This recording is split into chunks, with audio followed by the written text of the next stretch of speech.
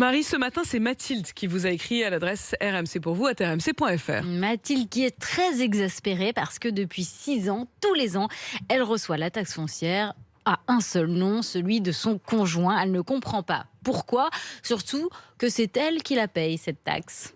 Le problème qu'on a aujourd'hui, c'est que par volonté de simplification, l'administration va systématiquement choisir de garder un seul nom sur les actes, notamment de l'avis fiscal, parce qu'elle part du principe que c'est l'homme qui paye, que c'est l'homme qui gagne le plus d'argent. C'est quelque chose qu'il ne faut pas accepter, en fait, accepter qu'on soit invisibilisé fiscalement, administrativement, sur quelque chose qui est aussi important que notre nom de famille. Il faut absolument avoir les deux noms sur absolument tous les documents administratifs. À chaque fois que vous sortez votre portefeuille, vous devez avoir votre nom qui est associé. Et on le disait, en effet, c'est pas du tout le cas actuellement.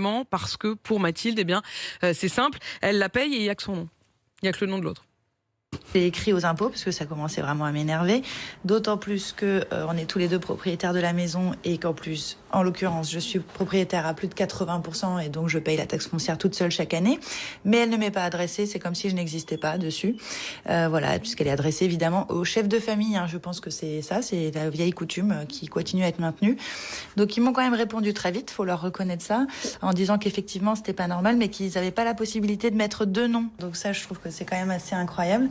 Et Mathilde n'est pas la seule, c'est pas la première à avoir relevé ce problème. Non, pas du tout. J'ai découvert qu'il y a quelques mois, un collectif féministe avait adressé une pétition à Bercy pour qu'il y ait systématiquement les deux noms d'un couple, pas que sur la taxe foncière, en fait sur tous les documents administratifs. C'est ce que nous racontait justement Ophélie Latil, qu'on a entendu en début de sujet, qui est donc représentante, la fondatrice de ce collectif féministe, Georgette Sand. On peut faire quoi alors pour que ça change, Marie ? En fait, ça a déjà un petit peu changé. C'est-à-dire que l'administration fiscale s'adapte petit à petit, change ses usages, mais sur la taxe foncière, il y a quand même un gros retard. Alors, je ne vais pas m'attribuer ce mérite, mais sachez quand même qu'après mes nombreux échanges avec l'administration fiscale, on m'a annoncé qu'il y avait, je cite, un plan d'action taxe foncière 2022, et ce plan prévoit justement quoi ? Eh bien que les deux noms des deux propriétaires soient indiqués sur tous les avis à partir de l'année prochaine.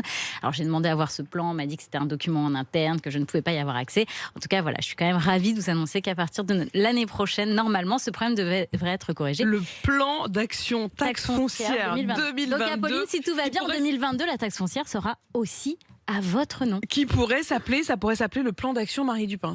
Vraiment, c'est Marie Dupin qui a actionné le plan d'action.